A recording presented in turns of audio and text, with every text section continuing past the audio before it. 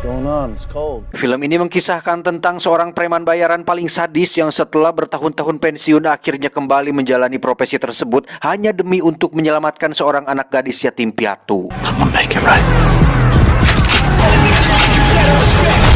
Dan inilah Bersih. Berlatar suasana malam hari di jalanan kota yang sudah terlihat sepi, datang seorang pria bernama Clint dengan truk sampahnya di mana dia ngecemil barang-barang bekas kotor, becek, busuk, dan berbau mulut pejabat sudah menjadi menu utama tiap malamnya. Kendati demikian, tak jarang pula Clint temukan barang-barang yang masih bagus atau setidaknya masih bisa ia kumpulkan untuk diservis lagi. Sementara itu kita akan diperlihatkan pada sebuah komplek perumahan yang sudah berubah menjadi seperti kota mati, konon akibat dari semakin menjamurnya kawanan gangster yang kerap melakukan kekerasan dan membuat resah warganya. Sementara di bangunan bekas ini, selain digunakan Clint sebagai tempat tinggal, ia juga menjadikannya bengkel tempat memperbaiki barang-barang bekas tadi. Beruntung ada salah seorang sahabat Clint yang siap membeli semua barang tersebut sehingga dari hasil penjualannya bisa Clint gunakan untuk menyambung hidup selain dari gaji mengepul sampah yang tak seberapa dan itu pun didapatkannya hanya sebulan sekali saja. Di balik kehidupan yang seperti itu ternyata Clint diam-diam sangat peduli pada sesosok anak gadis dia bernama Diana, ini parasnya, dan itu bermula karena Diana selalu mengingatkan Clint akan putrinya yang telah meninggal. Diana yang yatim piatu ini tinggal serumah dengan ambunya, di mana hal tersebut membuat Clint semakin perhatian seperti pada anaknya sendiri. Kemudian kita diperkenalkan juga dengan sosok kepala gangster paling berkuasa di sana bernama Michael, ini bebangusnya, yang di hari itu anaknya bernama Rocky baru saja selesai menjalani hukuman formalitas di dalam penjara. Anehnya, si Rocky ini justru memilih pulang bersama teman-temannya ketimbang dengan ayahnya sendiri. Singkat cerita, malam pun poek dan Clint pun menjalankan aktivitas seperti malam-malam biasanya hingga tibalah ia di depan sebuah restoran di mana tengah berlangsung COD mencurigakan antara kurir mafia Cina dengan kawanan gangster asuhan Kang Michael. Namun di sini Clint nampak masa bodoh dengan kegiatan mereka. Meski demikian diketahui jika fungsi terselubung dari resto seafood tersebut merupakan sebuah agen reseller narkoba, di mana kemudian si Michael sebagai pemiliknya nampak geram karena barang ini tidak sesuai dengan pesanannya. Yeah, fucking Chinese. Esoknya Clint berkesempatan mengantar Diana ke sekolah sebab bus sekolah yang biasa menjemputnya sedang tak bisa lewat ke jalur situ. Maka timbullah rasa iba di hati Clint sehingga ia menghadiahi Diana sepeda bekas untuk sesekali digunakannya pergi ke sekolah. Apa yang selama ini Clint lakukan mendapat perhatian dari si ambu, bahkan sempat ditanya mengapa Clint rela melakukan semua itu padahal dia cuma orang lain yang tak ada hubungan keluarga sama sekali. Clint pun menjawabnya simpel saja bahwa ia sekedar mengikuti keinginan dari dalam hatinya lalu pergi begitu saja. I saw you painting those abandoned buildings. Bersama dengan itu di resto seafood tadi telah datang lagi kurir Cina dengan satu mobil box berisi paketan yang sama. Namun berawal dari kekecewaan sebelumnya, Michael pun lantas melampiaskan kemarahannya pada salah satu dari kurir tersebut di depan mata kepala anaknya sendiri.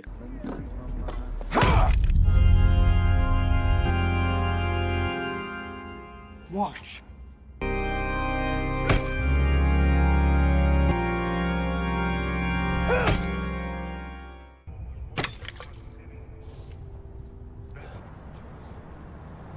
Now clean the fucking squid. Ketika malamnya Clint kembali mengambil sampah dari sana, ia dikejutkan dengan setumpuk kardus berlumuran darah. Bahkan Michael yang khawatir kejahatannya terbongkar pun langsung menghampiri Clint sambil menyodorkan sejumlah uang. Namun Clint menolaknya dan tetap tak mau peduli apapun yang telah Michael lakukan. Good.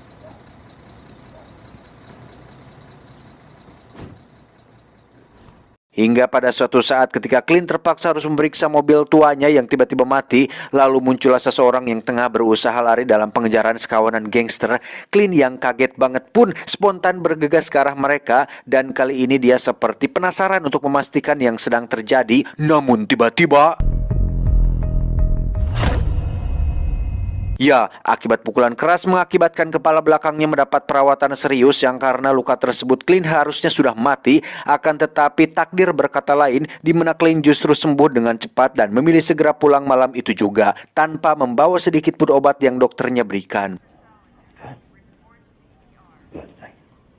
Saat dalam perjalanan terlihat Diana sedang terjebak di depan pintu rumah yang kuncinya dibawa pergi si Ambu. Saat itu juga Clint mengajak Diana menunggu di rumahnya saja sambil menikmati makan malam yang Clint hidangkan ala kadarnya.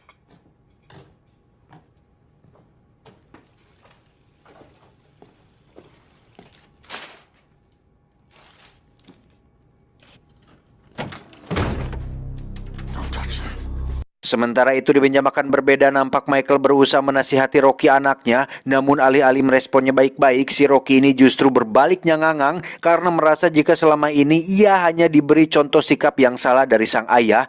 Alhasil kini dia cenderung lebih suka keluyuran daripada harus respek dengan sikap ayahnya tersebut. Look in the fucking mirror! Setelah sempat cuti beberapa malam, Clint memutuskan untuk mulai masuk kerja lagi. Namun di perjalanan ia terkejut melihat sepeda Diana yang terparkir di depan rumah tempat berkumpul anak remaja berandalan. Karena khawatir terjadi hal yang tak baik, maka Clint pun memilih untuk turun memeriksanya. Dan benar saja, terpergoki Diana tengah dicekoki narkoba jenis heroin dan mereka bermaksud menghompetnya ramai-ramai sambil ditayangkan secara live lewat ponsel. Tak berselang lama, Clint pun datang menghentikan kebejatan remaja-remaja ini, di mana salah satu dari mereka ternyata anak Kang Michael alias si Rocky tanpa gerung.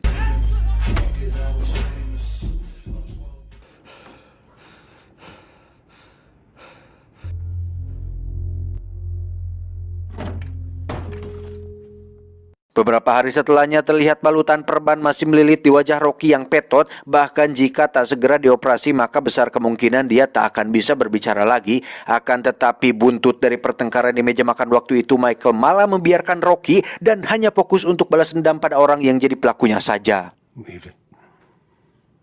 Let him remember. Hingga pada suatu hari berkat bantuan seorang polisi yang tunduk di bawah pengaruh Michael, maka terungkaplah bahwa target yang sedang mereka cari tak lain adalah Clint. Dari situ Michael yang merasa harga dirinya terinjak pun langsung menyerukan upaya penangkapan terhadap Clint, termasuk Diana dan si Ambu, menyusul adanya informasi bahwa mereka telah jauh meninggalkan kota tersebut. Make it messy.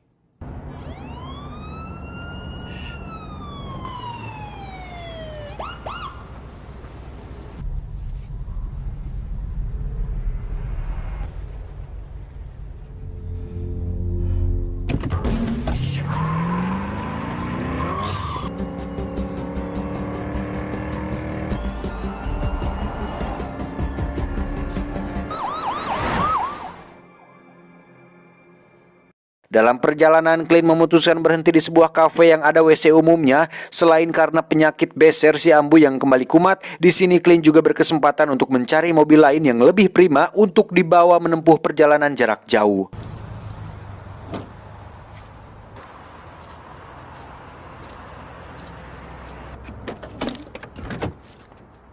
Namun tanpa disangka, keberadaan mobil Michael di sana telah memancing orang-orang suruhan Michael datang untuk memeriksa kafe tersebut. Tepat ketika Diana dan si Ambu keluar dari toilet, orang-orang itu rupanya berhasil mengenali wajah mereka dan segera membuntuti keduanya.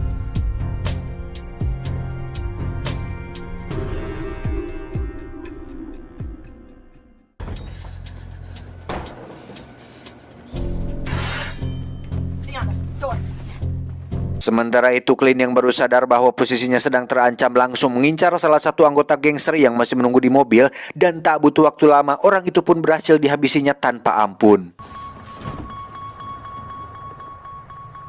Adapun upaya persembunyian Diana sejauh ini cukup menyulitkan pencarian para gangster tadi, hingga mereka dihadapkan pada situasi paling sulit, di mana akhirnya harus berhadapan langsung dengan Clint yang nampak sudah sangat siap untuk menghabisi mereka juga.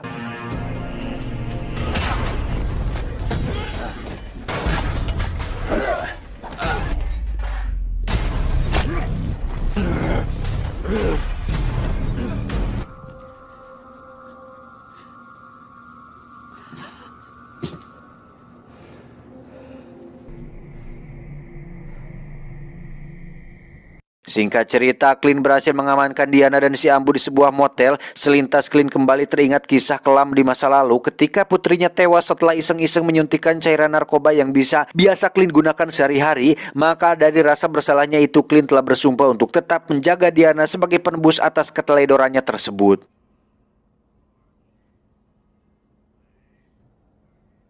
You did this. Setelah memastikan keduanya berada di tempat aman, Clint lantas pergi dan terkejut ketika melihat tempat tinggalnya sudah diobrak-abrik oleh anak buah Michael. Beruntung masih tersimpan sejumlah uang yang bisa Clint gunakan untuk membeli senjata bekas yang sering melihatnya terpajang di kios sahabatnya. Home protection? Hunting. That's on their way. But I got something for you. No numbers, and it's cheap. That's on me, man. Beralih ke tempat Michael dan anggotanya berkumpul, di mana saat ini mereka baru mengetahui jika sebenarnya Clint adalah seorang mantan pembunuh paling kejam, sampai-sampai dia dijuluki sebagai dewa pencabut nyawa. Dengan deskripsi tersebut tentunya membuat Michael harus berpikir berkali-kali sebelum melakukan tindakan. Sementara itu, Clint yang sudah berbulat tekad untuk membangkitkan kembali jiwa-jiwa brutalnya terlihat sedang dipersenjatai diri untuk sebuah aksi penyerangan, yakni dengan sebuah shotgun yang ia modifikasi dari material mobil bekas yang sudah diasinkan.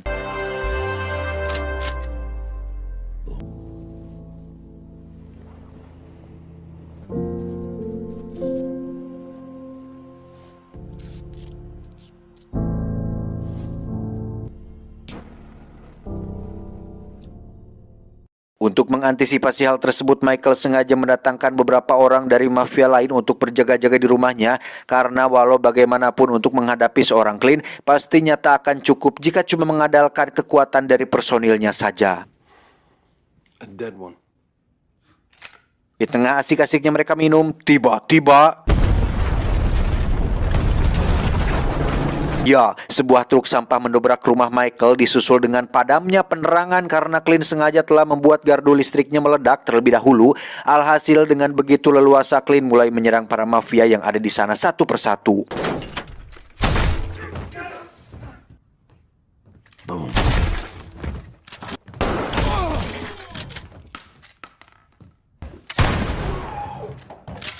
Dengan jumlah yang jelas tak sebanding, sempat membuat Clint terseok karena sebuah tembakan mendarat di tubuhnya. Namun dia kembali bangkit untuk menyusul Michael. Saat keributan terjadi, justru memilih pergi bersembunyi di lantai atas rumahnya.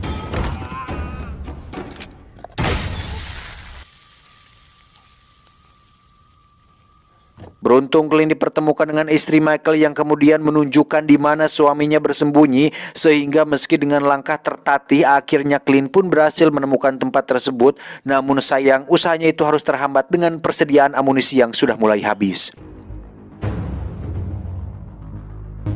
Di saat seperti itulah babang si pengecut Michael baru muncul dari tempat persembunyiannya, lalu keluar untuk menghabisi Clint yang posisinya kini sudah mulai terpojok. Walau dengan sisa-sisa kekuatannya, Clint masih tetap berusaha untuk melawan, sehingga duel sengit pun terjadi.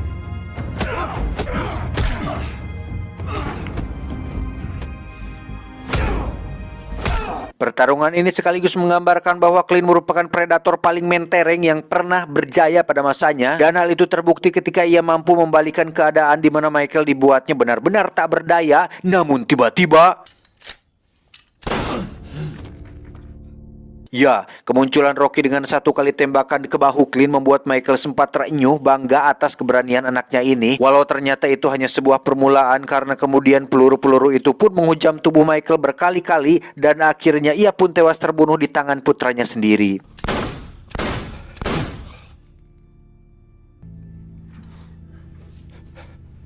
Bukan tanpa alasan Rocky nekat melakukan ini, karena memang sejak awal ia terbiasa dengan contoh sikap yang brutal.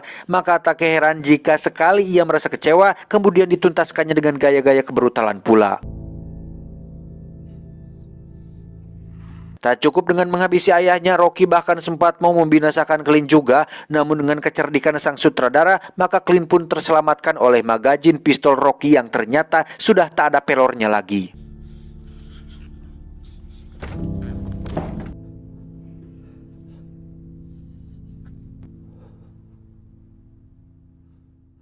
Singkat waktu, pada beberapa bulan kemudian diperlihatkan suasana komplek tempat Diana tinggal yang telah kembali hidup seperti sedia kala, dan kabar baiknya bahwa isu kriminal dan premanisme tak lagi terdengar di sana, di mana itu semua berkat jasa si Clint alias si pembersih segala jenis sampah termasuk sampah masyarakat. It's hard to tell who's the saved. Tamat.